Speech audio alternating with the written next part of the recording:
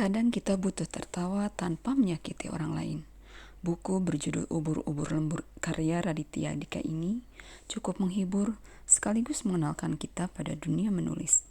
Buku ini bercerita tentang berbagai pengalaman Raditya Dika dari kecil sampai dewasa, tentang belajar hidup dari apa yang dia cintai sambil menemukan hal remeh untuk ditertawakan di sepanjang perjalanan. Akhirnya Raditya Dika menemukan hal yang ia suka dan bisa hidup darinya, yaitu menjadi penulis. Namun perjalanan menuju hal tersebut berliku.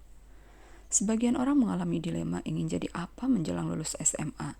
Masa ini biasanya dihabiskan dengan mencari tahu apa yang menjadi bakat kita dan apa yang kita inginkan.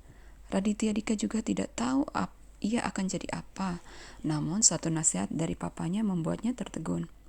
"Dik, papa mau kasih tahu kamu aja. Kamu pengen jadi apapun, kan orang tua nggak bakal ngelarang. Asal kamu jadi yang terbaik.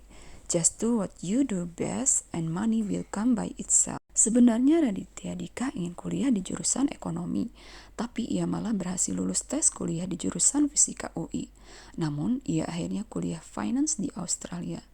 Pulang ke Indonesia, ia bekerja di sebuah perusahaan penerbitan, namun ia merasa tak memiliki arti seperti ubur-ubur lembur yang lemah, lunglai, hanya hidup mengikuti arus, lembur sampai malam tapi tidak bahagia. Akhirnya Raditya Dika pun keluar dari pekerjaannya. Pada saat itu, ia sudah menulis blog kambingjantan.com yang berisi keseharian hidupnya. Ia mengirimkan naskah dari blog tersebut ke penerbit Gagas Media dan penerbit setuju untuk menerbitkannya. Sejak itu, bukunya banyak dibeli dan ia banyak diundang sebagai pembicara.